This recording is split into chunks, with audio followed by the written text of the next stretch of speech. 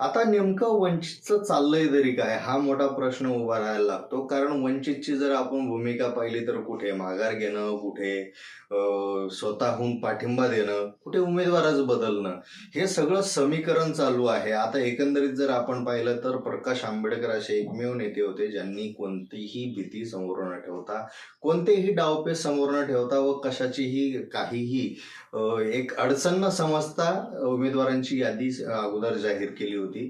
पण आता दुसरीकडे असं कळायला लागलंय की ही जी यादी होती किंवा हे जी खेळी होती बाबासाहेबांची, ती वेगळी खेळी होती आणि त्या खेळीचा डाव आता कुठे त्यांनी टाकायला सुरुवात केलाय असं दिसतंय. कारण अगोदर म्हणजे शिकार जर करायची असेल तर एखाद्या वाघाची शिकार करायची असेल तर तिथं हरणीचं पिल्लू, शेळीचं पिल्लू नेऊन ठेवावं लागतं आणि त्यानंतर तो जाळ्यात अडकतो. तसंच काहीतरी काम वंचितनं केलंय का अशी शंका अनेक वेळा निर्माण व्हायला लागतीये आणि तसंच काही एक प्रकरण यामध्ये दिसायला लागतंय. आता जर ह्या विषयाकडे पाहत असताना नेमकं आपण कशाबद्दल बोलत आहोत या संदर्भात जर बोलायचं झालं तर आपण बोलतोय छत्रपती संभाजीनगरच्या वंचितच्या भूमिकेबद्दल. आता काय प्रकरण, काय खेळी आहे आणि याच्यातून काय निष्पन्न होणार आहे, काय असणार समीकरण, हे सगळे या व्हिडिओच्या माध्यमातून पाहूया. नमस्कार, मी सूरजकुमार उषाबाई सुधाकर आणि तुम्ही पाहताय बोल बिंदास.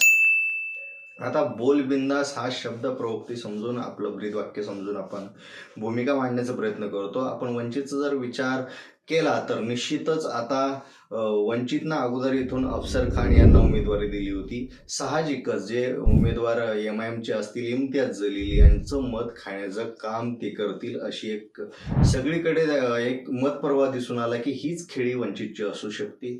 आता दुसरीकडे जर आपण विचार केला तर उमेदवारी जाहीर झाली, सगळं झालं, पक्षप्रवेश झाला, सगळं सगळं सगळं पण आता AB फॉर्म द्यायलाच नकार कुठेतरी वंचित करताय आणि अफसर खान यांनी आता अपक्ष निवडणूक लढवण्याची भूमिका घेतली आहे.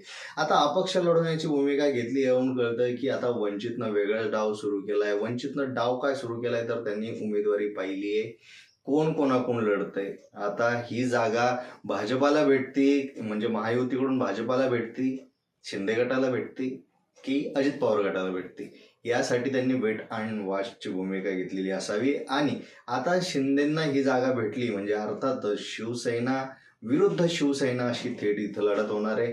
आता हा जो जिल्हा आहे, हा जो मतदारसंघ आहे, तो शिवसेनेचा बालेकिल्ला म्हणून ओळखला जातो आणि हा बालेकिल्ल्यामध्ये 2 मतदार जर समोरासमोर एकाच पक्षाचे आले तर निश्चितच मतांची विभाजनी मोठ्या प्रमाणात होणार आहे. आता दुसरीकडून जर समीकरण जर आपण पाहिलं तर तिसरा पर्याय म्हणून स्थानिक लोक नेहमी, आणि म्हणजे आता जर 1 वर्षाचा विचार केला तर इम्तियाज जलील यांच्याकडे पाहण्याचा दृष्टिकोन पूर्णपणे बदललेला आहे. कारण त्यांनी ज्या पद्धतीनं सर्वसामान्य माणसाची जी मदत केली असेल किंवा एक संसदेत कधी नव्हे औरंगाबाद किंवा छत्रपती संभाजीनगरच्या वतीनं प्रश्न विचारले गेले नसावे तितके त्यांनी प्रश्न उपस्थित केले, म्हणजेच त्यांची एक छबी निर्माण झाली. दुसरी गोष्ट म्हणजे जे काही बँकेचे घोटाळे झाले, पतसंस्थेचे घोटाळे झाले, त्या घोटाळ्यात एकमेव रस्त्यावर उतरणारा माणूस म्हणजे इम्तियाज जलील. अर्थातच याचे जे ठेवीदार होते त्या ठेवीदारांचा एक वेगळा मतप्रवाह ते आपल्याकडे वळू शकले आणि त्यात ते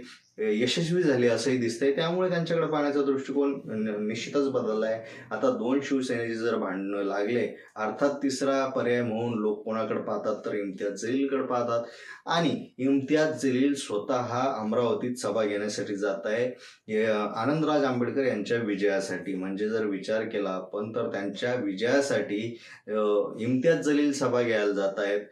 दुसरीकडे अकोल्यामध्येही त्यांना पाठिंबा देत आहेत, अमरावतीतून पाठिंबा देत आहेत. इतकं जर समीकरण जर आपण पाहिलं तर कुठेतरी MIMचा फायदा वंचितला मोठ्या प्रमाणात होतोय आणि कुठेतरी प्रकाश आंबेडकरांना माहिती आहे की अफसर खान निवडून येण्याची शक्यता जास्त नाहीये. त्यामुळे उगाच मतांची विभाजणी करण्यापेक्षा MIMला पुन्हा एकदा पाठिंबा जर दिला किंवा ज्या MIMमुळे आपल्यालाही फायदा होतोय त्यामुळे आपलाही फायदा त्यांना व्हावा आणि आपल्या विचारसरणीचा एक उमेदवार, एक नेता संसदेत जाऊन मुद्दे मांडावा असं त्यांची भूमिका असू शकते. आणि यामुळेच कदाचित त्यांचे जे डावपेच आहे ते वेगवेगळ्या मतदारसंघातून, वेगवेगळ्या ठिकाणातून, वेगवेगळ्या समीकरणातून बदलताना दिसत आहे.